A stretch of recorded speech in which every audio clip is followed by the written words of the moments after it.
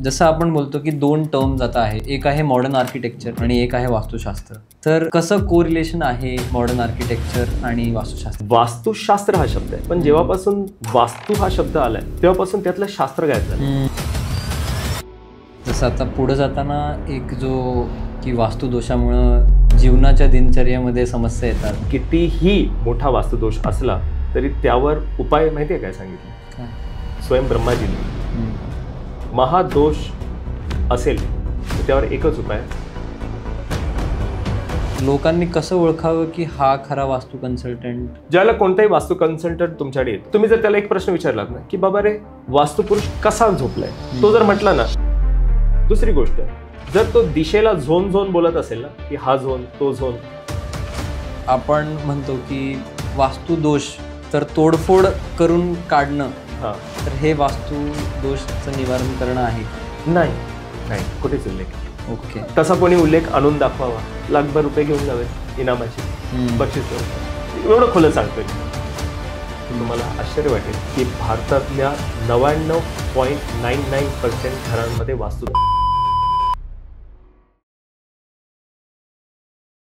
So welcome to the real estate show with Abhishek. Hi, आज एक वेगळा विषय मी घेऊन आलो आहे. रिअल इस्टेट एक खूप मोठ्या टर्मच्या बिना एकदम अधुरं आहे असं म्हणू शकतो. आणि एक नेहमी एक असं वॉर टाईप सिच्युएशन असते. It's not about India and Pakistan, it's just something different that we face regularly. So today I welcome Geetraj Vitthal sir from Vishwavastu. आणि मी त्यांना आज या पॉडकास्टवर बोलवण्याचं कारण म्हणजे की एक खूप मोठा टॉपिक ज्या या पॉडकास्टला आपण देऊ इच्छित आहोत, that is the war between real estate and वास्तू. सो हा खूप मोठा इश्यू आहे सध्या मार्केटमध्ये. Everyone is facing it. आणि कुठेतरी एका गोष्टीचं निरासन व्हावं त्यासाठी आपण आज भेटलेलो आहोत. थँक्यू अभिषेक. सो थँक्यू सर, तुम्ही आले पॉडकास्टसाठी. आणि जसं या पॉडकास्टवर आपण आज आलेलो आहे, तर एक खूप मोठी टर्म आहे वास्तुशास्त्र. मार्केटमध्ये सुरू असतं दॅट इज वास्तू. त्याच्या मागचा शब्द जास्त महत्त्वाचा आहे, दॅट इज शास्त्र. तर मला असं खूप आवडेल जर तुम्ही तुमची जर्नी सांगितली की कधी, म्हणजे आज तुम्ही वास्तू विशारद आहात, बट मागे तुमचा वास्तूशी संबंध आलेला पहिला दिवस कसा होता आणि आजचा दिवस कसा आहे? तसं अभिषेक, माझ्या वास्तू विषयातला म्हणजे वास्तुशास्त्र या विषयातली जर्नी जर सांगायची झाली, पहिला दिवस मला आठवतो की गुरुकुलात मी वास्तुशांतीची मांडणी करवतो. त्यावेळेला मला वास्तुपुरुष मंडल पहिल्यांदा डोळ्यासमोर आलं. ठीक आहे. आणि आता गुरुकुलात मी वास्तुपुरुष मंडल मांडवतो याचा अर्थ असा आहे की मी 2001 ते 2012 म्हणजे जवळपास 12 वर्ष त्र्यंबकेश्वर गुरुकुल पीठ आहे, तिथे मी प्रशिक्षण घेतलेलं आहे. ठीक आहे. आध्यात्मिक, वेद अध्ययन, उपनिषद, शास्त्र अध्ययन आणि विशेष करून संस्कृत या विषयावर. तर ही जर्नी माझी, आणि मुळात माझा जो विषय होता वो होम हवन होता. ठीक आहे. पण होम हवन करत असताना विविध प्रकारची मंडलं मांडावी लागतात. तर त्यात वास्तुशांती ज्याला होतं त्यावेळेला वास्तुपुरुष मंडल, नवग्रह मंडल, म्हणजे नवग्रह मंडल आलं तर कुठेतरी ज्योतिषशी संबंध येतो, वास्तुपुरुष मंडल आलं तर कुठेतरी वास्तुशास्त्राशी संबंध येतो. बरोबर. पण नक्की हे असं का आहे, काय आहे? तर ते करत असताना या विषयांची ओढ कुठेतरी निर्माण झाली की आपल्याला हे विषय जाणायला पाहिजे. आणि तब्बल 12 वर्षाच्या प्रशिक्षणानंतर आणि अभ्यासानंतर मी 2013 साली मी दिल्ली गाठला. दिल्ली ह्यासाठी गाठलं की महाराष्ट्र हा खऱ्या अर्थाने समृद्ध आहे ज्ञानाच्या बाबतीत. ठीक आहे. पण जी उणीव आहे, जी कमी आहे, जिथे गरज असते तिथेच ती पूर्ण होणं गरजेचं असतं. तर मी उत्तर भारत गाठलं. म्हणजे आज मी दिल्लीत राहतो, दिल्लीत प्रशिक्षण देतो, दिल्लीत सर्व माझा क्लायंट बेस आहे. तर हे करत असताना, ही जर्नी पूर्ण करत असताना वास्तू ह्या विषयावर संशोधन करण्याचं मला जी प्रेरणा जिथून लाभते ती लाभते एका घटनेनंतर. ती घटना अशी आहे की एका वेल नोन व्यक्तीची कोणीतरी वास्तू रचना करतं आणि ती रचना केल्यानंतर गृहप्रवेश होतो आणि अवघ्या 3 महिन्यात तो व्यक्ती कॅन्सरग्रस्त होतो.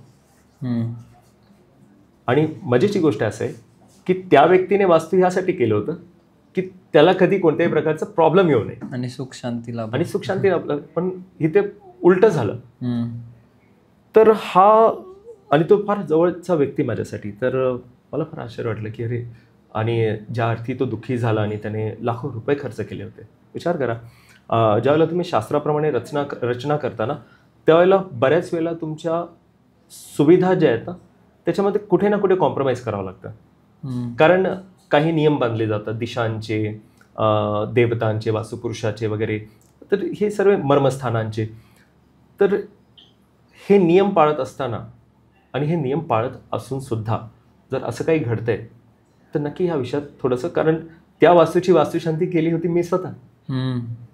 मग असं बरं का घडावं. आणि मग मला स्वतःला वाटलं की आपल्या फार जवळची व्यक्ती आणि अशा पद्धतीने नुकसान झालंय त्याचं आरोग्यदृष्ट्या, आपल्याला ह्या विषयावर थोडंसं प्रकाश घालायला पाहिजे. आणि मी अध्ययन सुरू केलं. अध्ययन सुरू करत असताना मला लक्षात आलं की त्या व्यक्तीला झालेला आजार आणि त्याने केलेली वास्तुरचना ह्या दोघांचा दूरदूरपर्यंत काही संबंध नाही. ओके. आणि मग ज्या अर्थी वास्तुशास्त्राला आपल्या समस्यांशी निगडीत दाखवलं जातं, दैनंदिन जीवनातल्या ज्या काही समस्या आहेत त्या खरोखर त्याच्याशी जोडलेल्या आहेत की नाही, हे मग ही जिज्ञासा माझ्यात जागली की नाही, नक्की आपल्याला तपासायला पाहिजे की हे शास्त्र खरोखर जोडलेलं आहे या विषयांशी की नाही, की केवळ हा एक भ्रम आहे. आणि मग माझं संशोधन सुरू झालं. ओके. असं. आणि जसं तुम्ही आता आपण वास्तुशास्त्राबद्दल बोलतो, बरोबर. So talking about any degree किंवा कुठलीही गोष्ट, जसं की डॉक्टर्सचा एक करिक्युलम असतो, बरोबर, आर्किटेक्टचा एक करिक्युलम असतो, तर वास्तुशास्त्र हे नेमकं आलं कुठून? वास्तुशास्त्र जे आपण जे शास्त्र म्हणतोय तर ते एक असं युनायटेड असं काही बुक आहे की खूप मोठं शास्त्र आहे, त्याच्यामध्ये काय गोष्टी आहेत, त्याचे मेजर पिलर्स किंवा मेजर 3 गोष्टी असे काय असतील तर ते काय आहे? ठीक आहे. वास्तुशास्त्राचा उल्लेख जर जाणायचा असेल तो जवळपास तो 15पेक्षा जास्त ग्रंथांमध्ये उल्लेख आहे. ओके. काही नावं मी सांगतो, प्रेक्षक आपले जर जाणते असतील तर त्यांना माहिती असेल या ग्रंथांची नावं. सर्वप्रथम वास्तुशास्त्रातला सर्वात ऑथेंटिक आणि मूळ ग्रंथ मानला जातो, कारण या सृष्टीचे जे रचनाकार आहेत भगवान विश्वकर्मा, त्यांनी रचलेला हा ग्रंथ आहे. त्याचं नाव आहे विश्वकर्मा प्रकाश. दुसरा ग्रंथ आहे रावणाचे सासरे बुवा, म्हणजे रावणाचा सासरा, मंदोदरीचे पिता मयमुनी म्हणजेच मयासूर, यांनी सुद्धा त्यांचा एक वास्तुशास्त्राचा ग्रंथ लिहिलाय. त्याचं नाव आहे मयमथम. राजा भोज याने लिहिलेला जो ग्रंथ आहे त्याचं नाव आहे सम्रांगण सूत्रधार. प्रकाश मंडनम, काश्यप शिल्प, मत्स्य पुराण, अशा अनेकविध, मनुष्यलया चंद्रिका, अशा अनेकविध ग्रंथांमध्ये वास्तूचं ज्ञान पसरलेलं आहे. पण जर तुम्हाला मूळ ग्रंथांविषयी बोलायचं आहे, सुरुवात होते तर ते विश्वकर्मा प्रकाशपासून. ओके. असे जवळपास 15 ते 18 ग्रंथ आहेत. आणि ह्या सर्व ग्रंथांच्या आधारे मी स्वतः प्रशिक्षण सुद्धा देतो. ओके. आणि मुळात जसं आता तुम्ही त्या ग्रंथांची नावं घेतली, मुळात त्याच्यामध्ये उल्लेख काय आहे की वास्तुशास्त्र त्याला एक्सप्लेन करून त्या ग्रंथांमध्ये उल्लेख केलाय की काय आहे, की बेसिकली एक्सप्लेनेशन्स आहेत की मार्गदर्शन आहे, तर काय त्याच्यामध्ये उल्लेख काय आहे? ठीक आहे. वास्तुशास्त्राची सुरुवात ज्या अध्यायाने होते त्यात हे आलं कुठून याबद्दल श्लोक आहे. तर त्या श्लोकामध्ये असं लिहिलंय की सर्वप्रथम हे शास्त्र भगवान शिवाच्या मुखातून आलं. ओके. ठीक आहे. मग ते कोणाकोणाकडे पास ऑन झालं तर भगवान शिवाकडून पराशराकडे झालं, पराशराकडून बृहद्रथाकडे झालं, बृहद्रथाकडून नारद मुनींकडे झालं, नारद मुनींकडून विश्वकर्माकडे आलं, विश्वकर्माकडून स्वतः स्वयं वासुदेव म्हणजे विष्णूंपर्यंत पोहोचलं. असं रचना सांगितली जाते. ठीक आहे. तर ही पूर्ण हे, आणि त्याचबरोबर त्याच्यामध्ये कोणतंही एक घटनाक्रम सांगितला जातो, त्या घटनेनंतर वास्तुशास्त्र जन्माला आलं आणि ती एक कथा आहे. ठीक आहे. आणि ती कथा आहे वास्तुपुरुषाच्या उत्पत्तीची. जाणून घ्यायला आवडेल आपले सर्व प्रेक्षक या कथेबद्दल जाणत असतील नसतील, पण मला एवढं सांगायचं की ही कथा जी आहे ती कोणत्या एका ग्रंथात नाही, जवळपास 3 ते 4 ग्रंथात ही विखुरलेली आहे थोडी थोडी. तर आज त्या सर्व ग्रंथांचा एकत्रीकरण करून मी तुम्हाला ती कथा शॉर्टमध्ये सांगतो, म्हणजे जेणेकरून तुम्हाला लक्षात येईल की वास्तुशास्त्राची उत्पत्ती कुठून झाली. ठीक आहे. तर भगवान शिव आणि अंधकासूर यांचं तुंबळ युद्ध झालं. अंधकासुराला मारल्यानंतर भगवान शिव स्वतः थोडेसे क्षीण झाले होते. भगवान शिवाच्या माथ्यावरून घामाचे काही थेंब भूमीवर पडले आणि त्यातून एक महाभूत उत्पन्न झाला. महाभूत उत्पन्न झाल्यानंतर सर्व देवी देवता घाबरले की अरे हा कोण आहे. आता ज्या वेळेला महाभूत म्हटलं जातं तर साहजिक आहे काहीतरी विचित्र प्रकार असावा, म्हणून तर सगळे देवी देवता घाबरले. ठीक आहे. तर हे घाबरलेले देवी देवता ब्रह्माजींकडे गेले आणि म्हणाले की ब्रह्माजी की हा कोण आहे, ह्याचं म्हणजे हा कोण आहे, ह्याला काहीतरी करा, हा म्हणजे ह्याला आवर घालावं लागेल आपल्याला. एवढं करताना त्या महाभूताने जो क्षीण ऊर्जेतून जन्माला आलेला, म्हणजे घामाच्या थेंबातून जन्माला आलेला, त्याने भगवान शिवाला विनंती केली की मी खूप व्याकुळ आहे आणि मला खूप भूक लागली, तर मी काय करावं. तर भगवान शिवाने म्हटले की तुझी जी इच्छा आहे, ज्या प्रकारे तुला भूक मिटवायची आहे तू मिटव. ठीक आहे.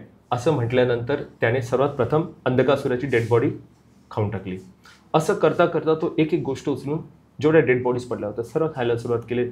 जेवढं काही आहे एक एक करून तो खायला लागला आणि त्याचा हे रूप बघून सर्व देवी देवता घाबरले, जे ब्रह्माजीकडे गेले की तो पहा काय करतोय. हे भगवान शिवाने काय केलं, त्याला मोकळी देऊन टाकली की तू काही खा, तुझी भूक मिटव.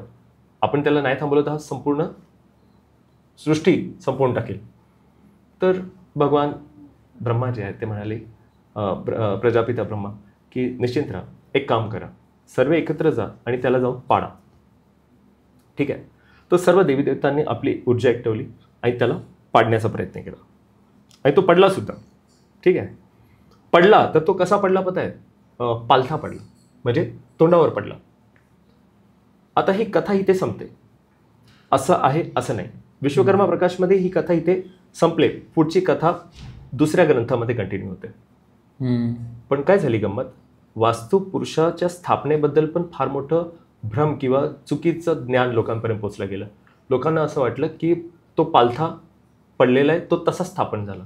पण पुढचा श्लोक आहे ब्रह्म समपद्यत, म्हणजेच पडलेला तो वास्तुपुरुष उठून ब्रह्माकडे परत गेला आणि तो म्हणाला की हे सृष्टीकर्त्या, माझा कोणताही अपराध नसताना हे देवी देवता मला का त्रास देत आहेत. असं म्हटल्यानंतर ब्रह्माजी म्हणाले की काळजी करू नको, तुझी भूक मिटवण्याचं कार्य आम्ही करू, पण तुला भूमीवर स्थिर राहावं लागेल.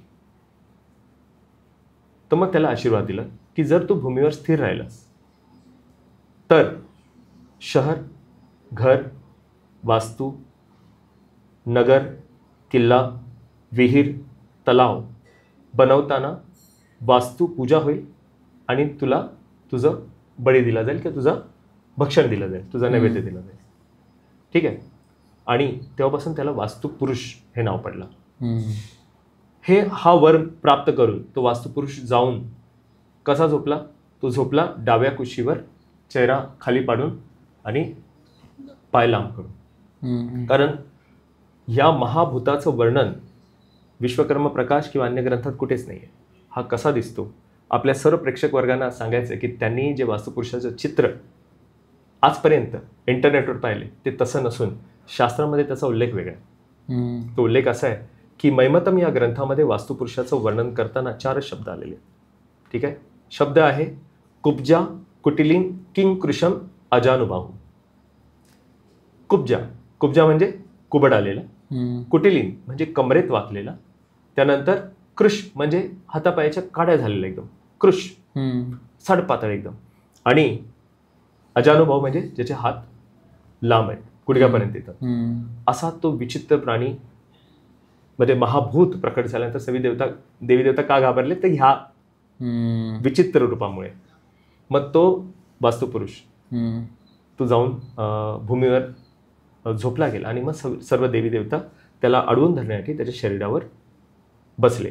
बसल्यानंतर ह्या स्थापनेचं वर्णन करताना विश्वकर्मा लिहितात की हा महाभूत केव्हा व्यवस्थित झाला. हा महाभूत भाद्रपद मासात, कृत्तिका नक्षत्रात, शनिवारी, विष्टीकरणात, व्यतिपात योगात आणि भद्रा योगामध्ये हा काय झाला, स्थापित झाला. तर ही स्टोरी आहे. आणि त्यानंतर या स्टोरीला हे करताना की हा भाद्रपद मासामध्ये ईशान्येला डोकं आहे याचं, ठीक आहे, आणि नैऋत्येला पाय आहेत. विविध प्रकारचे देवता ह्याच्या शरीरावर बसलेले आहेत. तर ते विविध दिशांमध्ये विस्तारलेले आहेत. मग ते विविध दिशांमध्ये विस्तारलेले आहेत. देवतांची स्वतःची एक ॲक्टिव्हिटी आहे, एक फंक्शनिंग आहे. आणि त्या फंक्शनिंगच्या आधारे मग पुढे वास्तुशास्त्राचे सर्व नियम आखले गेले. पण यात एक ट्विस्ट आहे, पण तो आपण त्याबद्दल नंतर बोलू. तर म्हणजे खरं कळालं आज की वास्तुशास्त्र काय आहे आणि वास्तुपुरुष. जसं की आता आपण बघतोच की प्रत्येक घरी वास्तुशांती होते, प्रत्येक घरी वास्तुपुरुषांचं आपण किचनमध्ये किंवा ईशान्य कोपऱ्यात आपण टाईल्समध्ये आग्नेय दिशेला आग्नेय दिशेला आपण एक टाईल्समध्ये होल करून वास्तुपुरुष बसवतो. आणि ते तर त्याच्या मागची स्टोरी ऐकून आज एक आय ओपनर होतं हे. तर जसं आपण बोलतो की 2 टर्म्स आता आहे, एक आहे मॉडर्न आर्किटेक्चर आणि एक आहे वास्तुशास्त्र. तर कसं कोरिलेशन आहे मॉडर्न आर्किटेक्चर आणि वास्तुशास्त्राचं, की आहे की नाही असं पण आहे? तर तुमचं काय मत आहे? बरोबर आहे. आज या पॉडकास्टच्या माध्यमातून असे काही खुलासे मी माझ्या माध्यमातून करू इच्छितो, जेणेकरून या तुमचं जे एम आहे या पॉडकास्टच्या माध्यमातून हे समाजापर्यंत ऑथेंटिक माहिती पोहोचवण्याचं, आणि माझंही तो कुठेतरी गोल आहे. म्हणून एक फ्रिक्वेन्सी आपली मॅच करते. कदाचित आज माझं इथे असण्याचं कारण ते असावं की आपल्याला काहीतरी योग्य ते लोकांपर्यंत पोहोचवायचं आणि लोकांना जागरूक करायचं या विषयांबद्दल. तर तुम्ही जसं सुरुवातीला म्हणालात की वास्तुशास्त्र हा शब्द आहे, पण जेव्हापासून वास्तू हा शब्द आलाय तेव्हापासून त्यातलं शास्त्र गायब झालं. सगळे फक्त वास्तू म्हणतात. मग तेच आहे, म्हणजे हे त्याचं प्रमाण आहे की वास्तुशास्त्र या शब्दातलं फक्त वास्तू राहिलं आणि शास्त्र गायब झाले. याचा अर्थ की सध्या जे काही प्रॅक्टिस या पूर्ण भारतामध्ये होत आहे ते शास्त्राशी संबंधित तरी नसावं. कसं नसेल हे तर आपण पुढे चर्चा करूच. पण मॉडर्न आर्किटेक्चर आणि वास्तुशास्त्र याचा संबंध आणि संपर्क पाहायचा झाला तर त्यासाठी पहिला आधी वास्तुशास्त्रामध्ये जे नियम आहेत ते कोणासाठी आणि का निर्माण केले गेले हे जाणून घेणं महत्त्वाचं आहे. ठीक आहे. मी म्हटलं की वास्तुशास्त्रातल्या म्हणजे खास करून विश्वकर्मा प्रकाश ते सर्व ग्रंथ, या ग्रंथांमध्ये वास्तुशास्त्राचे जे काही नियम आखले गेलेले आहेत हे ह्या कथेच्या आधारावर आहेत. म्हणजेच काय की वास्तुपुरुषाचं डोकं ईशान्येला आहे आणि नैऋत्येला पाय आहेत. विविध देवता विविध दिशांना येतात त्याच्या शरीरावर विराजमान झाल्यामुळे, म्हणून वास्तुशास्त्राचे पुढचे नियम तयार होतात. पण ह्याच्यामध्ये जो ट्विस्ट आहे तो मी आज पहिल्यांदा तुमच्या चॅनलवर सांगू इच्छितो. सर्व प्रेक्षक वर्ग नीट ऐका. युनिव्हर्सली पहिल्यांदा पुरा त्रेतायुगे महाभूत व्यवस्थितम असं म्हटलंय त्या कथेच्या सुरुवातीला. तर पुरा त्रेतायुगाच्या आधी म्हणजे प्राचीन काळामध्ये हा महाभूत जो व्यवस्थित झाला, हा व्यवस्थित झाल्यानंतर जे नियम बनले हे नियम त्याच्या ईशान्येला डोकं आणि नैऋत्येला पाय असलेल्या स्थितीत बनलेले आहेत. बरोबर आहे. आणि हीच स्थिती तुम्हाला जर अचीव्ह करायची असेल आणि तुम्हाला जर वास्तुशास्त्राचे सर्व नियम तुमच्यावर अप्लाय व्हावेत असं वाटत असेल तर तुम्हाला विश्वकर्मा प्रकाश अध्याय 2 आणि विश्वकर्मा प्रकाश अध्याय 7 याच्यामध्ये एक नियम दिलेला आहे. आणि तो नियम हा आहे. हा नियम जर आज ऐकला तर तुम्हाला आश्चर्य वाटेल की भारतातल्या 99.99% घरांमध्ये वास्तुदोष नाही. आणि पूर्ण जनता सध्या घाबरलेली आहे की सगळ्यांना वाटतं की आमच्या घरी वास्तुदोष नाही. हे ऐकून घ्या की मी काय सांगतोय. शास्त्र जेव्हा समोर येतं ना त्याला वास्तविकता आपल्या कल्पनेत पलीकडे असते. बरोबर. ठीक आहे. कारण स्वतः स्वयं शंकराचार्य म्हणाले होते की ब्रह्मसत्यम जगन मिथ्या. हे जे आपण पाहतो ऐकतो जे काही ह्याच्याबद्दल याच्यामध्ये बहुतांश काही मिथ्या आहे, असत्य आहे. आणि जे सत्य आहे ते कधी समोर नसतं, ते पडद्या आड आहे.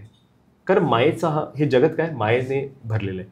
तर मग मायेचं आच्छादन असल्या कारणाने सत्य कधी समोर येत नाही. पण आज कदाचित त्या विद्यार्थ्यालाही कळकळ वाटली असावी की सत्य कुठेतरी बाहेर यावं, म्हणून आज आपण इथे संवादासाठी बसलो आहोत. तर या कथेमध्ये हा नियम असा आहे की भाद्रपद मासामध्ये त्याच्यामध्ये काय सांगितलं माहिती आहे का, वास्तुपुरुषाचं रोटेशन होतं. ठीक आहे. वास्तुपुरुष जो आहे तो क्लॉकवाईज रोटेट करतो. आणि रोटेट कसा करतो, प्रत्येक महिन्याला किंवा प्रत्येक 3 मासाला त्याचं रोटेशन सांगितलेलं आहे. ठीक आहे. वास्तुशास्त्राचे सर्व नियम मी सांगितलं ईशान्येला डोकं नैऋत्येला पाय आहेत म्हणून तयार झालेले. पण जर वास्तुपुरुष फिरला तर ते सर्व नियम फिरले. नेलिफाय होतात. म्हणून युनिव्हर्सली जो वास्तुपुरुष स्थापित झाला तसाच तुमच्या घरातही जर करायचं असेल वास्तुपुरुष स्थापित, तर तुम्हाला भाद्रपद मासामध्ये पाया खोदावा लागतो. हा पहिला आणि शेवटचा नियम आहे, जर तुमच्यावर वास्तुशास्त्र ऍप्लिकेबल व्हावं असं वाटत असेल तर. अन्यथा भारतातल्या जवळपास 99.99% घरामध्ये वास्तुदोष नाही, वास्तुशास्त्राचे नियम लागू होऊ शकत नाही. हे मी अधिकारवाणीने सांगतो, कारण ह्याच्यावर माझं अध्ययन आहे, रिसर्च आहे. आणि अधिकारवाणी यासाठी कारण गेले 2 वर्षापासून मी संबंध भारतातील वास्तुशास्त्रींना डिबेटसाठी, शास्त्रार्थासाठी चॅलेंज केलेलं आहे की बाई जे भ्रम पसरवलं जातं ह्या विषयाबद्दल ते दूर करण्यासाठी मी इथे बसलेलो. आपण शास्त्रावर बोलू, शास्त्रार्थ करू आणि लोकांपर्यंत सत्य ते पोचू. पण आजपर्यंत कोणी आलेलं नाही. ही गंमत आहे. तर भाद्रपद मास, आता मला सांगा भाद्रपद मास म्हणजे कोणता कालावधी येत असते आपल्या महाराष्ट्रात? पुरतं बोलायचं झालं तर सांगा, किंवा भारतात भाद्रपद मासात काय होतं आपल्याकडे? भाद्रपद मासात आता आपण नुकताच गेले भाद्रपद मास, म्हणजे आपण असं म्हणू शकतो रेनी सीझन आहे. त्यानंतर सण वगैरे कोणते येतात?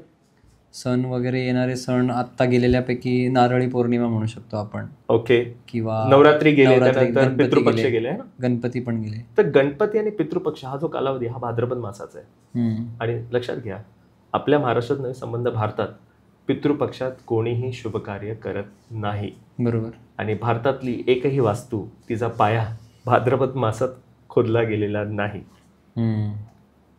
जर वास्तुपुरुष फिरला तर वास्तुपुरुषाच्या शरीरावर असलेले जे देवता आहेत त्यांच्या जे एनर्जी फील्ड्स आहेत त्याही रोटेट करणार.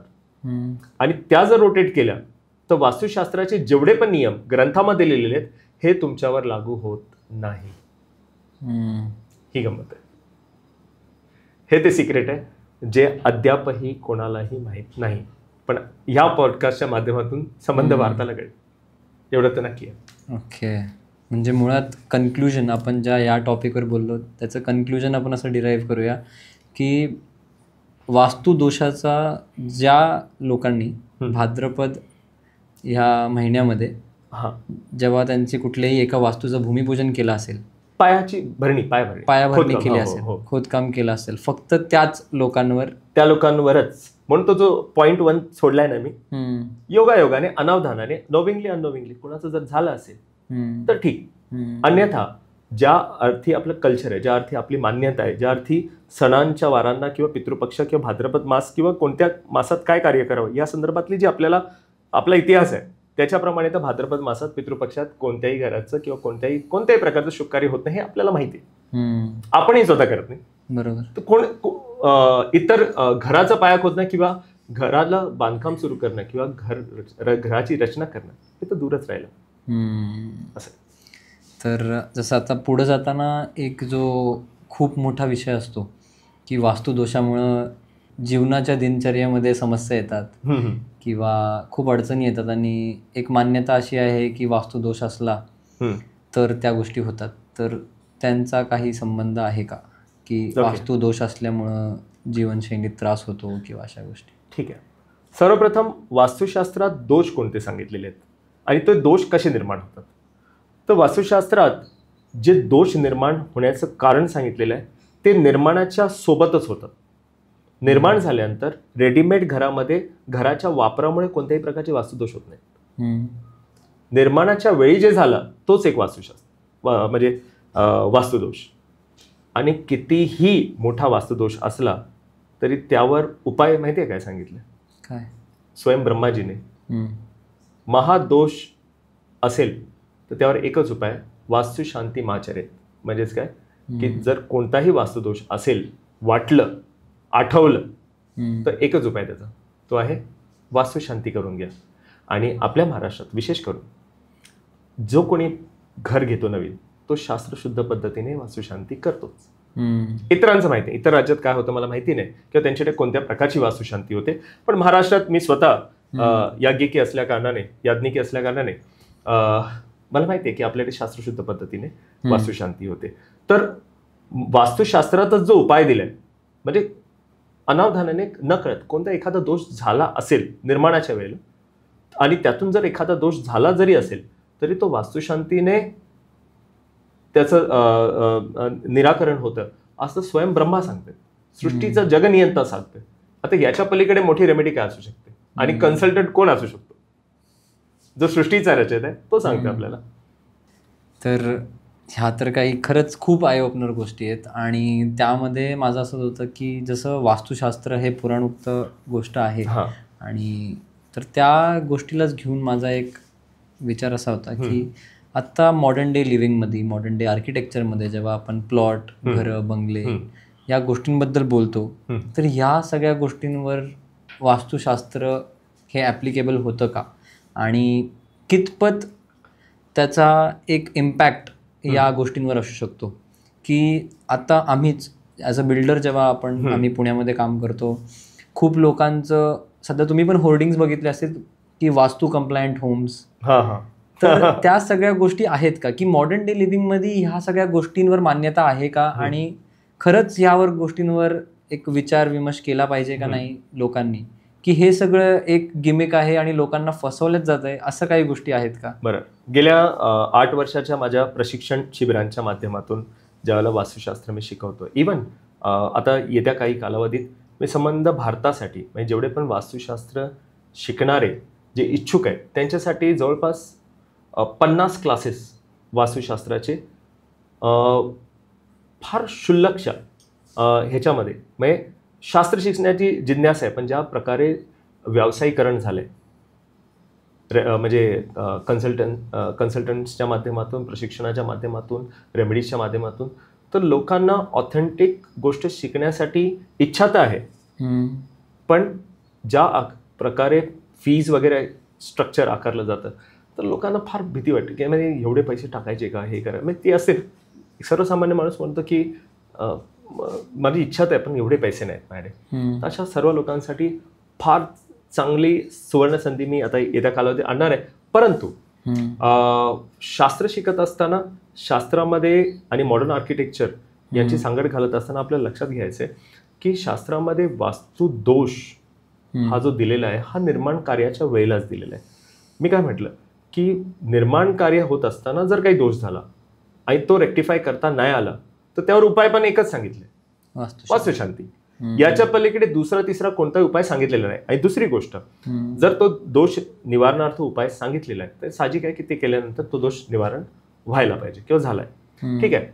आता आपल्या दैनंदिन जीवनातील समस्या त्याच्याशी निगडीत आहेत का, तर लक्षात घ्या मानवीय जी संरचना आहे आध्यात्मिक ही कर्मसिद्धांतावर आधारित आहे. आणि कर्मसिद्धांताप्रमाणे आपल्या जीवनात ज्या काही घटना होतात किंवा जे काही होतं ते आपल्याच पाठच्या जन्मातले जे काही कर्म आहेत, जे प्रारब्ध रूपाने आपण घेऊन आलेलं आणि क्रियामानाने आपण त्याला ट्रिगर करतो त्यामुळेच होतं. त्याच्यात तिसरी कोणतीही फोर्स काम करत नाही. आणि वास्तुशास्त्राचा आपल्या दैनंदिन जीवनातील समस्यांशी काही मात्र संबंध नाही. हे मी शास्त्रीयदृष्ट्या प्रमाणित केलेलं आहे आणि यापुढेही मोठ्या प्रमाणात करणार आहे, जेणेकरून वास्तू दोष किंवा वास्तू याविषयी जी भीती आहे लोकांच्या मनात, त्या भीतीच्या वलयातून मला तमाम भारतीयांना बाहेर काढायचं आणि ते सिद्ध करून काढायचं. असं नाही की फक्त बोलून नाही, त्यांना शास्त्राधार देऊन करायचं. आणि ज्या अर्थी याचं व्यावसायीकरण झालेलं आहे आणि भीतीचं वलय निर्माण झालेलं आहे. मग तुम्हाला माहिती आहे डर का बिझनेस, और डर का बिझनेस ज़्यादा चलता है. बरोबर आहे. एक प्रसंग मी असा हा खूप बघितला आहे. जसं आम्ही स्वतः डेव्हलपर आहोत आणि सेल्सवाले हा प्रॉब्लेम खूप फील करतात. त्यामध्ये असं आहे की लेआउट्स असतात फ्लॅट्सचे, तर काही कस्टमर्स फ्लॅटचे लेआउट बघून त्यांना असं वाटतं की त्यांच्या वास्तूनुसार तो फ्लॅट चांगला नाही किंवा ती वास्तू चांगली नाही, म्हणून ते लोक तो फ्लॅट घेत नाही. वेरज माझा असा समज आहे की कुठल्याही वास्तूचं लोकेशन छान असणं आणि तिकडे जाऊन तुम्हाला प्रसन्न वाटणं आणि तुमची सोय चांगली होणं त्या वास्तूपासून, ते जास्त महत्वाचं आहे. तर तुमचं काय मत आहे ह्या लेआउट आणि वास्तू या गोष्टीला घेऊन? याचं उत्तर आपल्याला मूळ वास्तुशास्त्राच्या ग्रंथातच मिळतं. वास्तुशास्त्राचे जे नियम तुम्ही वाचून पाहाल ना, तर सर्वप्रथम आपल्याला हे लक्षात येईल की हे एका पर्टिक्युलर व्यक्तीसाठी बनवलेले नियम आहेत. आणि त्याचा उल्लेख वास्तुशास्त्राचा जो ग्रंथ आहे मूळ विश्वकर्मा प्रकाश याच्या 2ऱ्या अध्यायात 99व्या श्लोकात मिळतं. आणि ते अशा अर्थ आहे, त्या श्लोकाचा एंड असा आहे, नृपाणां भूतिमिच्छता. म्हणजेच काय, ज्या राजाला स्वतःचं हित हवं असेल त्याने वर सांगितलेल्या रचनेप्रमाणे आपल्या महलाची, प्रसादाची किंवा राजवाड्याची रचना करावी. आता इथे पर्टिक्युलर शब्द काय आलाय, नृपाणां भूतिमिच्छता, म्हणजे राजाला. मग राजा कोण होते पूर्वीचे? क्षत्रिय. तर मग क्षत्रिय कोण होते आणि ऋषीमुनी, त्यांचा संबंध काय होता क्षत्रियांशी? तर ऋषीमुनी हे क्षत्रिय राजांचे कुलगुरू असायचे. जेवढे पण ऋषीमुनी आहेत यांनी जे काही ज्ञान मिळवलं, हे ज्ञान त्यांनी कोणासाठी वापरलं? राजांसाठी वापरलं. का? कारण प्रजेचं स्वतःचं अस्तित्व ॲज सच नव्हतं. राजा सुखी तर प्रजा सुखी. म्हणून राजाला सुखी ठेवणं, समृद्ध ठेवणं, प्रॉस्पर ठेवणं हे ऋषीमुनींच्या ज्ञानाचं काम होतं. आणि म्हणून मॅक्झिमम, म्हणजे ज्योतिष पण म्हणाल किंवा हे म्हणाल तर तुम्हाला दिसून येईल की हे ते पर्टिक्युलर जे आहे ना, हे क्षत्रियांसाठी निर्माण केलेलं शास्त्र आहे. मग क्षत्रिय देश, काल, परिस्थिती, उपलब्धता आणि आवश्यकता याप्रमाणे पूर्ण वास्तुशास्त्राचे नियम डिझाईन केले गेलेले आहेत. पण कोणीतरी या सर्व नियमांना, खास करून विश्वकर्मा प्रकाश अध्याय 2 याच्यामध्ये जो श्लोक येतो, ईशान्याम देवताग्रहम अग्न्याम पाकमुच्यते नैऋत्यांतु शस्त्रागारम वायव्य भंडार संस्थितम, हेतून जी सुरुवात होते ते नृपाणां भूतिमिच्छता. हे जे 6 श्लोकांमध्ये जे नियम सांगितलेत की ईशान्येला देवघर असावं, अग्न्याम पाकमुच्यते, नैऋत्येला शस्त्रागार, वायव्येला भंडार ठेवावं, हे जे उल्लेख आलेला आहे, या उल्लेखाला कोणीतरी युनिव्हर्सल रूल बनवून मार्केटमध्ये लॉन्च केलं. बरोबर. ठीक आहे. आता लॉन्च केल्यानंतर लोकांना वाटलं की वास्तुशास्त्रात लिहिले. त्यांनी हे नाही सांगितलं की कोणासाठी लिहिले, त्यांनी त्याला वास्तुशास्त्रात लिहिले. मग लोक म्हटलं अच्छा असं असतं का, मग ठीक आहे, ईशान्येला देवघर ठेवूया, हे ठेवूया तेव्हा. पण ते राजाच्या राजमहालामध्ये जी राजाची गरज आहे, राजाची जी आवश्यकता आहे, राजमहालाची जी प्रेमायसेस आहे, त्या प्रेमायसेसला डोक्यात ठेवून त्यांनी ते रचना केलेली आहे त्या नियमांची. सर्वसामान्य व्यक्ती जो छोट्याशा घरात राहतो आणि तो आपल्या घराच्या ज्या काही दिशा आहेत त्याच्यामध्ये ही जर रचना करायला गेला तर तो स्वतः कुठे राहील? बरोबर आहे. तर ही रचना मुळात काय क्षत्रियांसाठी केलेली आहे. देशकाल, परिस्थिती, उपलब्धता आणि आवश्यकता याला विचारात घेऊन केलेली आहे. त्यामुळे ते जे नियम आहेत हे युनिव्हर्सल नाहीत. वास्तुशास्त्रातले नियम हे युनिव्हर्सल नाहीत. ओके. त्यामुळे ते लागू होत नाही. आणि लागू होण्याचा पहिला नियम काय की तुमच्या घराचा पाया जो खोदला गेलाय तो भाद्रपद मासात खोदला गेलेला पाहिजे. जर तसा खोदला गेला असेल तर ईशान्येला तुमचं वास्तुपुरुषाचं डोकं आहे, जो तुमच्या प्लॉटमध्ये स्थापित झाला वास्तुपुरुष, त्याचं ईशान्येला डोकं, नैऋत्येला पाय, आणि ज्या देवता ज्या ज्या दिशेला हव्यात त्या दिशेला त्या असतील. आणि मग तुम्ही ज्यावेळेला वास्तुशास्त्राच्या पुढच्या नियमांप्रमाणे रचना करा तर तुमच्यावर ते लागू होईल. पण ती तशी रचना नसेल तर ते नियम तुमच्यावर लागू होत नाहीत. म्हणून मी तुम्हाला आज अधिकारवाणीने सांगतो की भारतातल्या कोणत्याही घरात वास्तुदोष नाही आणि भारतातल्या कोणत्याही घरावर वास्तुशास्त्राचे रूल अप्लाय होत नाहीत. बरोबर. आणि मुळात तेच आहे की भरपूर गोष्टी आहेत की जसं आपण इंडियामध्ये म्हणतो की मिडल क्लास पण आहे, अपर मिडल क्लास आहे, लोअर मिडल क्लास आहे. बरोबर आहे. काही लोकांची आपण घरं बघतो की 10 बाय 10च्या घरांमध्येच पूर्ण अस्तित्व असतं किंवा पूर्ण सगळी लोक त्यामध्ये राहतात. बरोबर. मग तिथं वास्तुशास्त्र कुठे गेलं? त्या लोकांना काय त्रास होत नाही का? मग त्या सगळ्या गोष्टी पण आहे की you should think on a very वाईडर aspect की हे पण आहे.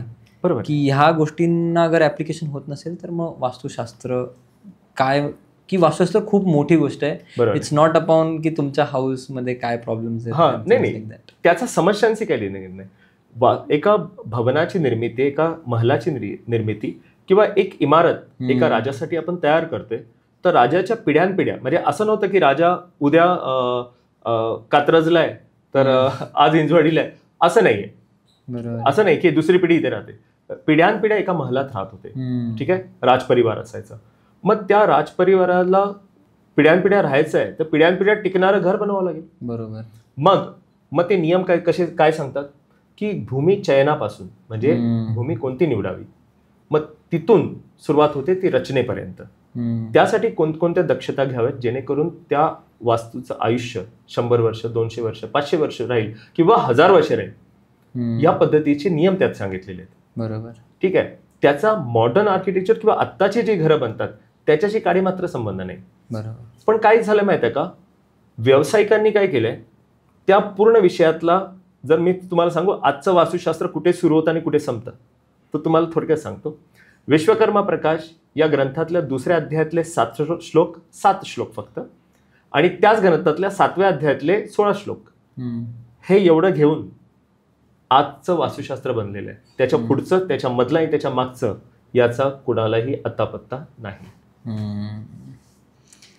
ते तर आहे. आणि जसं आता आपण स्वतः सोशल मीडियावर आहेत आणि आपण या गोष्टींवर बोलतोय, तर तुम्ही पण बघितलं असेल किंवा तुमच्या कानावर आलंच असेल की खूप लोकांचं असं म्हणणं आहे की एवढं आपण जेव्हा बोलतो तर काही लोकांचं असं पण एक परसेप्शन आहे की ईशान्य कोपऱ्यात वॉशरूम नसावं.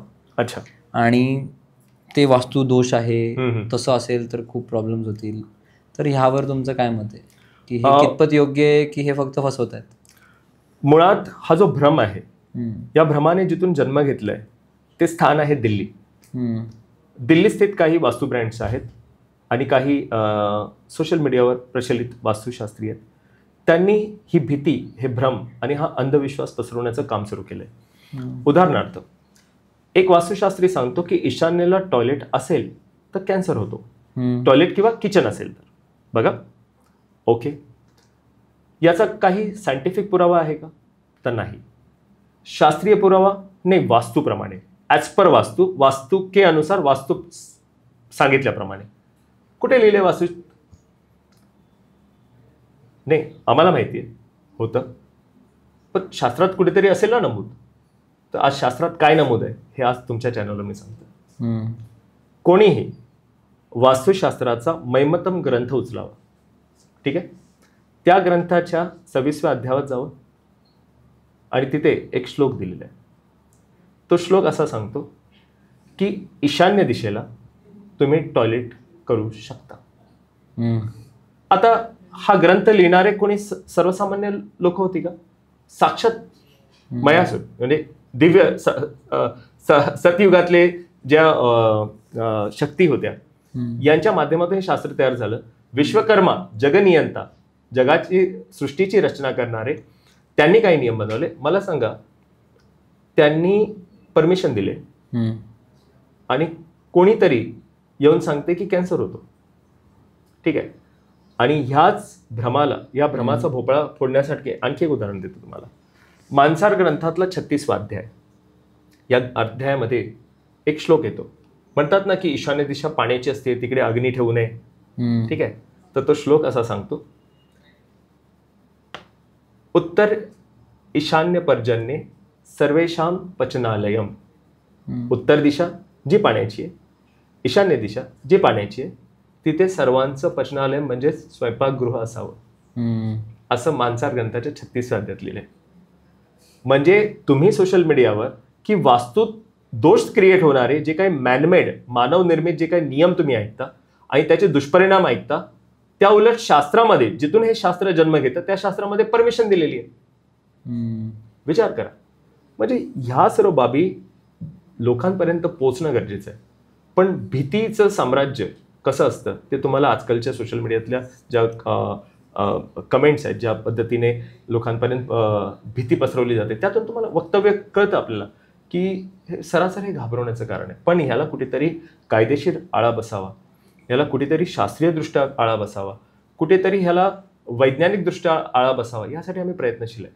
म्हणून असा भ्रम पसरवणारे जेवढे पण वास्तू कन्सल्टंट आहेत, जे म्हणतात की ईशान्येला टॉयलेट असल्याने कॅन्सर होतो किंवा ते टॉयलेट काढल्याने कॅन्सर बरा होतो किंवा तिथे पट्ट्या लावल्याने, त्याला ट्रीट केल्याने, रेमेडी केल्याने कॅन्सर बरा होतो, या सर्वांना मी सांगू इच्छितो की आम्ही मुंबई हायकोर्टात धाव घेतलेली आहे.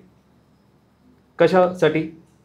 तर मॅजिकल रेमेडी ॲक्ट प्रमाणे कॅन्सर या रोगाबद्दल, या दुर्धर रोगाबद्दल कोणत्याही प्रकारचा अंधविश्वास पसरवणे, भ्रम पसरवणे आणि भय पसरवणे हे कायदेशीर गुन्हा आहे, ठीक आहे. हा कायद्याने गुन्हा आहे. त्याचबरोबर ज्या शास्त्राचा आधार घेऊन असे वक्तव्य केले जाते त्या शास्त्रामध्ये परमिशन आहे, म्हणजे तुम्हाला शास्त्रही माहिती नाही. आणि इंडियन मेडिकल असोसिएशन यांनाही आम्ही आमच्या मदतीसाठी साथ घातलेली आहे की अशी वक्तव्य करणारे जे लोक आहेत तर तुम्ही ह्याला वैज्ञानिक मानता का? ते बोलले नाही. मग त्यांनीही आपल्याला सपोर्ट करण्याचं वचन दिले की आम्ही तुमच्या पाठीशी आहोत. जर असं काही होतंय आणि तुम्ही पुढाकार घेऊन अशा पद्धतीने कोणत्याही प्रकारची म्हणजे अशा जे कोणी मंडळी आहेत सोशल मीडियावर वक्तव्य करणारी, म्हणजे आदरणीय माननीय हायकोर्टाला पण आम्ही विनंती करणार आहे की लाखो लोक कन्झ्युम करतात कॉन्टेंट सोशल मीडियाचा, आणि जर तो कॉन्टेंट आपल्या घराशी आणि आपल्या जीवनातील समस्यांशी जोडलेला असेल तर अधिक प्रमाणात लोक तो कन्झ्युम करतात. मग अशा प्रकारची वक्तव्य, अशा प्रकारचा अंधविश्वास, अशा प्रकारचं अवैज्ञानिक विधान करणारे जितके पण वास्तू कन्सल्टंट आहेत आणि त्याला पसरवणारे जितके पण सोशल मीडिया चॅनल्स आहेत, याच्यावर तुम्ही प्रतिबंध घालावा किंवा यांना ताकीद द्यावी. अन्यथा याला फार मोठं म्हणजे याचा परिणाम, जो दुष्परिणाम होणार आहे तो कल्पनेच्या पलीकडचा असणार आहे. आणि ह्यामुळे अनेक लोकांचं नुकसान होणार आहे. कारण लोकांमध्ये हा जर विषय घराघरापर्यंत पोहोचला आणि लोकांनी जर ह्याच्यावर विश्वास ठेवला की ईशान्येला टॉयलेट आहे तर कॅन्सर होतो आणि तो काढल्यानंतर किंवा तिथे रेमेडी केल्यानंतर तो बरा होतो, तर मेडिकल सायन्स सोडून लोक म्हणतील अच्छा कॅन्सरला खूप पैसे जातात किमोथेरपीला, मग आपण हे काम करूया, ईशान्येचं टॉयलेट करू किंवा किचन असेल तर ते काढून टाकू, तिथे क्लिअर करू, आपला कॅन्सर बरा होईल. ही जर धारणा लोकांच्या मनात रुजली आणि लोकांनी असा काही प्रकार सुरू केला तर फार नुकसानदायक आहे समाजासाठी. ही विधानं समाजासाठी वास्तविक घातक आहे. बरोबर. आणि समाजासाठीच नाही, या भारताची संस्कृती, ह्या सनातन धर्माची संस्कृती जी आहे ही लयास जायला वेळ नाही लागणार. आणि जसं तेच आहे की जसं रिअल आणि फेक ह्या दोन गोष्टी असतात. आपण फोन पण आला तर फेक कॉल्स म्हणतो आणि बरोबर आहे. तर लोकांनी कसं ओळखावं की हा खरा वास्तू कन्सल्टंट की हा नाही, की हा जी गोष्ट सांगतोय ही खरी, की आपण बोलतोय ते खरं आणि लोक बोलतात ते खोटं, हे कसं कोणी कळायला लोकांना एक मार्ग राहील? मी लक्षण सांगतो अशा कन्सल्टंटची. ज्याला कोणताही वास्तू कन्सल्टंट तुमच्याकडे येतो आणि तुम्ही जर त्याला एक प्रश्न विचारलात ना की बाबा रे वास्तुपुरुष कसा झोपलाय, तो जर म्हटला ना की पालता झोपलाय, तो समजायचं त्याचा वास्तुशास्त्राशी संबंध नाही. कारण त्याला वास्तुशास्त्रातल्या मूळ ग्रंथात दिलेली कथाच माहिती नाही, ज्याच्यातून शास्त्र उत्पन्न झालं. ठीक आहे, ज्या आधारावर शास्त्र उदयास आलं तो आधारच माहिती नाही. दुसरी गोष्ट, जर तो दिशेला झोन झोन बोलत असेल ना की हा झोन तो झोन, ठीक आहे, तर समजून जायचं त्याचा वास्तुशास्त्राशी संबंध नाही. ठीक आहे. तो जर म्हणत असेल ना की ही एंट्री तुमची E2 E3 W3 W2 किंवा S2 S3 N3 N2 असे शब्द वापरत असेल ना तर समजायचं त्याचा वास्तुशास्त्राशी मूळतः काही संबंध नाही. जर तो म्हणत असेल की तुमच्या घरामध्ये एक्सटेन्शन आहे, कट आहे, ठीक आहे, हा वाढीव झालेला भाग, हा कापला गेलेला आहे, किंवा हा बॅलन्स झालाय, हा इम्बॅलन्स झालाय, असं जर म्हणत असेल तर तो त्याचा वास्तुशास्त्राशी काही मात्र संबंध नाही. जर तो हे म्हणत असेल की वास्तूमध्ये 5 एलिमेंट्स असतात आणि मग त्यांचे 5 रंग असतात, त्याचे दिशा असतात, त्या दिशेला तोच रंग हवा, अन्यथा इम्बॅलन्स क्रिएट होतो, यांचा वास्तुशास्त्राशी दूरपर्यंत काही संबंध नाही. ही लक्षणं आहेत फेक वास्तुशास्त्रींना ओळखण्याची.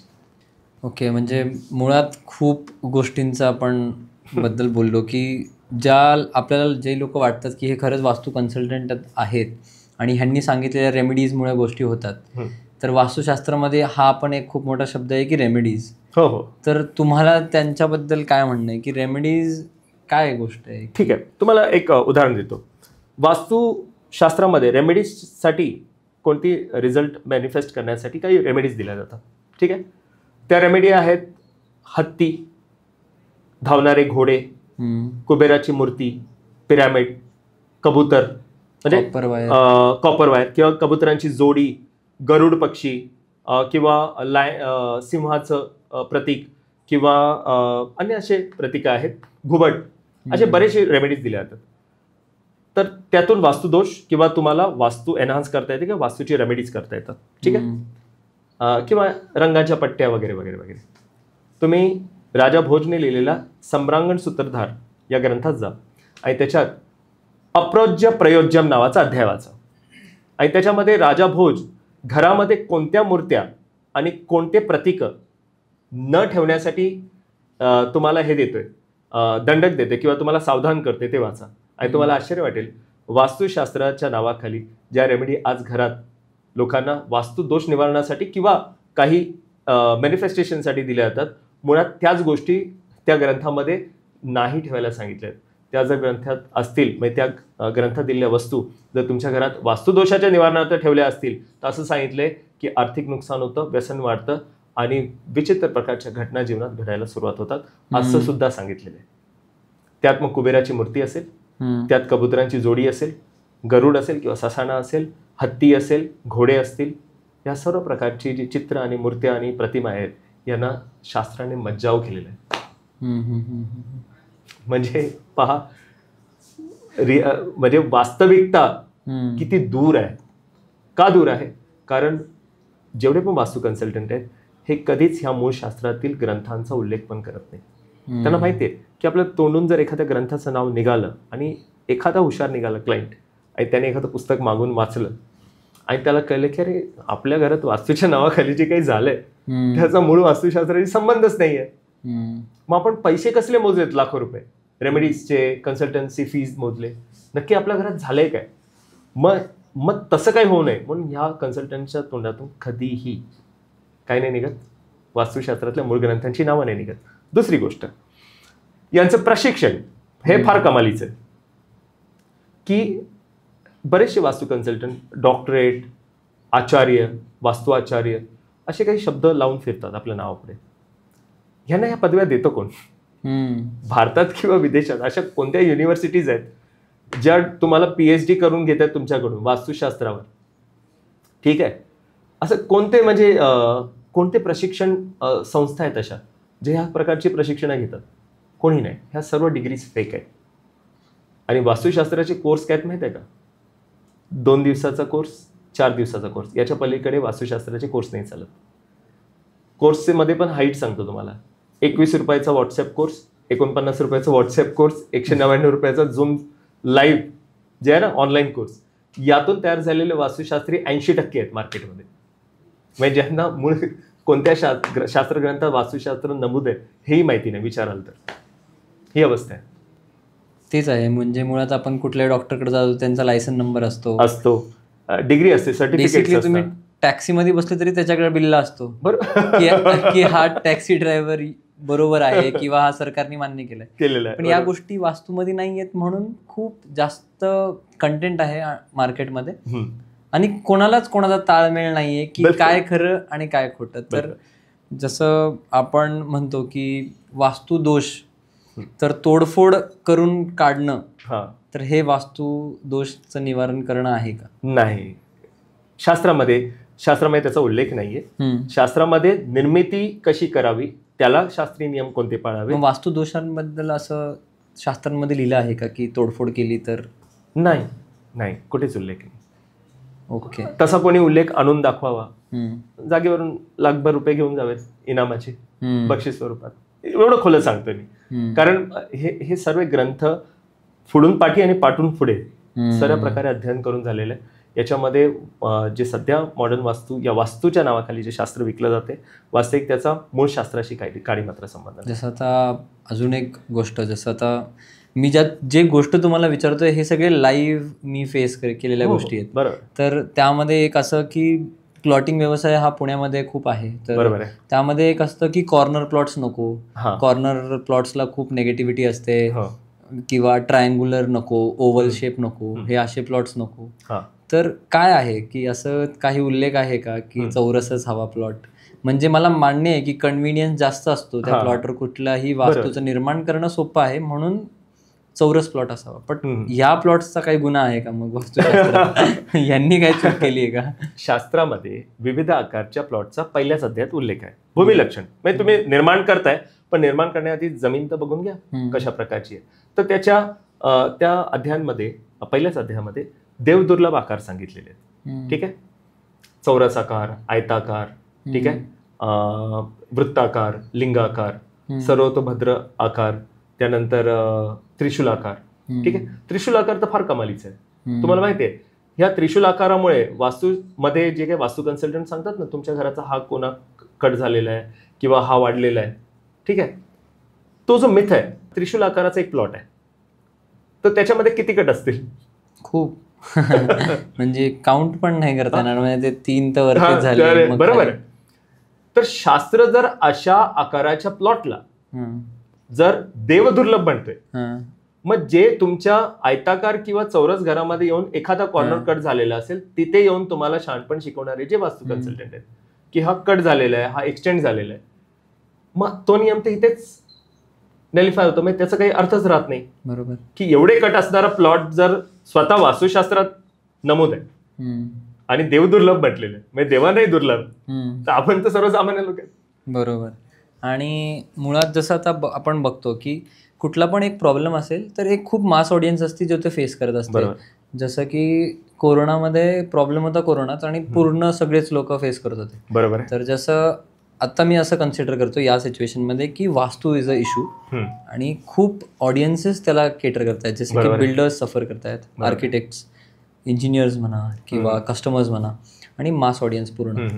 तर तुमचं एक काय आहे, जसं आपण म्हणतो ना की थोड्या शब्दांमध्ये सांगा एकदम क्लिअर करून, की ज्या माणसाला काही लिहिता वाचता येत नाही, फक्त त्याला समज आहे गोष्टींची, ओके. तर त्यांना तुम्ही वास्तूबद्दल काय सांगाल, की वास्तू काय आहे आणि कसं वास्तूकडे बघावं, ह्याचं तुमचं काय मत आहे? सर्वप्रथम बघा, बिल्डर्स आहेत, आर्किटेक्ट आहेत, इंटिरियर डिझायनर्स आहेत आणि ग्राहक वर्ग आहे. बरोबर आहे. ग्राहक वर्ग खूप मेहनत करतो, पोट तितकीने पैसा जमा करतो. का? तर त्याच्या हक्काच्या 4 भिंती व्हाव्या यासाठी.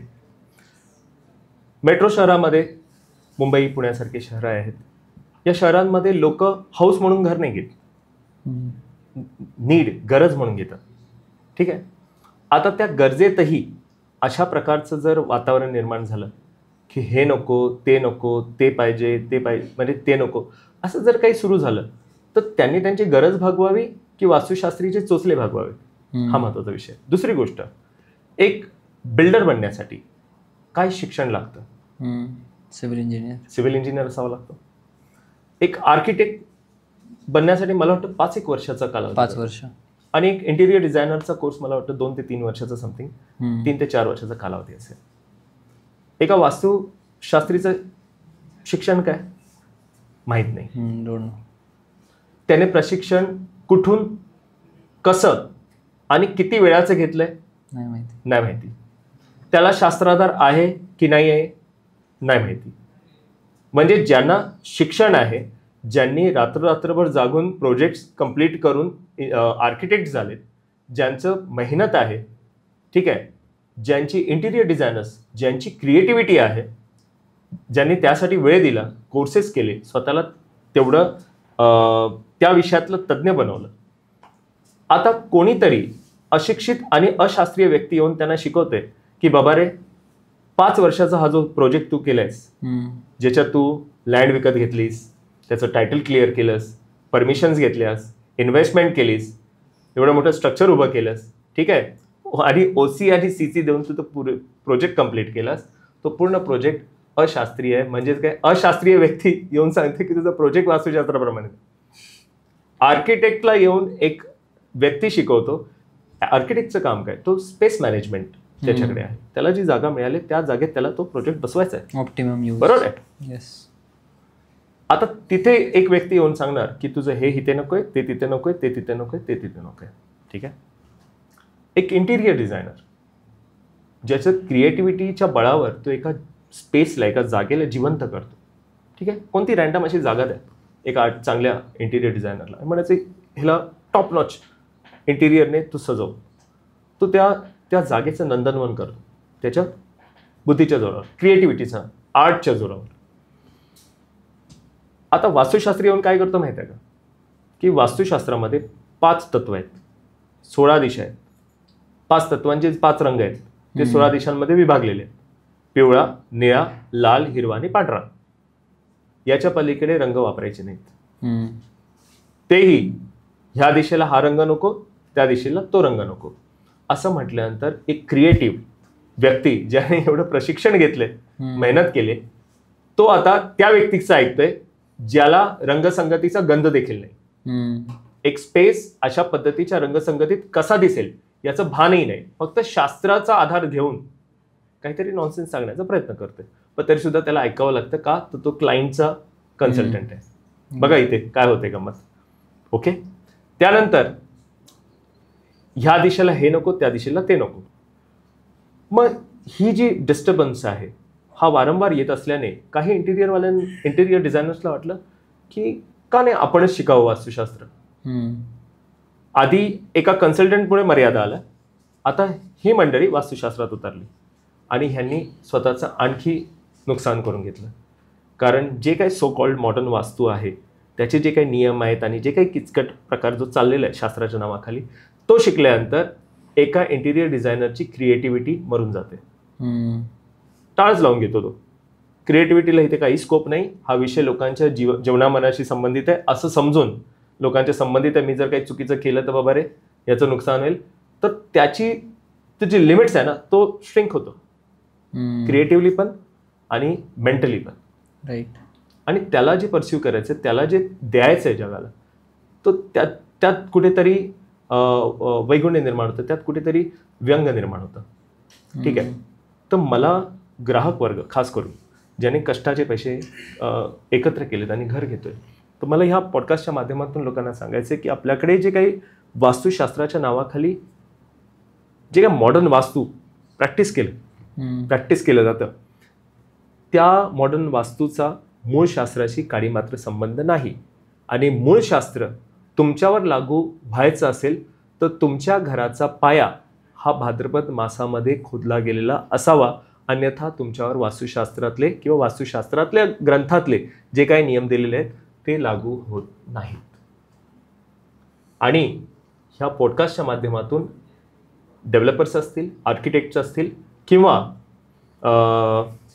इंटिरियर डिझायनर असेल किंवा ग्राहक वर्ग असेल, यांनी आजपासून भयमुक्त व्हावं की वास्तुदोष नावाचा काही प्रकार असतो आणि त्यातून आपल्याला काही हानी होते.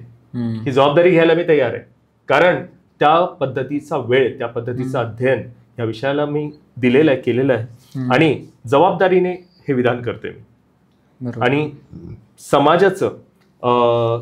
समाजाला योग्य मार्गदर्शन करणं, समाजाला योग्य पथावर आणणं, योग्य म्हणजे अंधविश्वासातून डोळसपणे एखाद्या विषयाकडे पाहण्याची दृष्टी देणे हे माझं काम आहे. प्रत्येक माझ्या पॉडकास्टला एंडला एक रॅपिड फायर क्वेश्चन्स असतात. ओके. आणि त्यामध्ये तुम्ही एक इदर और म्हणजे तुम्हाला एक ऑप्शन निवडायचं आहे. ठीक आहे.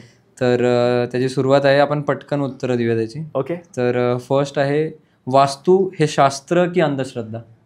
वास्तुशास्त्र ही श्रद्धा आणि मॉडर्न वास्तू ही अंधश्रद्धा. घरासाठी काय करावं, मूळ परंपरा की आधुनिक नियम? आधुनिक नियम. त्यानंतर रेमेडीज कशा कराव्या, तोडफोड की मंत्रोपचार की रेमेडीज करूच नाही? ईश्वरावर श्रद्धा ठेवावी. ओके. बांधकामासाठी आर्किटेक्टचा प्लॅन की वास्तू तज्ञाचा हट्ट? आर्किटेक्टचा प्लॅन. त्यानंतर टॉयलेटसाठी सोशल मीडियाचे भय की लॉजिकल उपाय? लॉजिकल उपाय. आणि त्यानंतर समस्यांचं मूळ वास्तुदोष की कर्म आणि विचार? कर्म आणि विचार. अभ्यास कसा असावा, मूळ ग्रंथांनुसार की सोशल मीडिया ट्रेंड्सनुसार? की व्हॉट्सअप युनिव्हर्सिटी?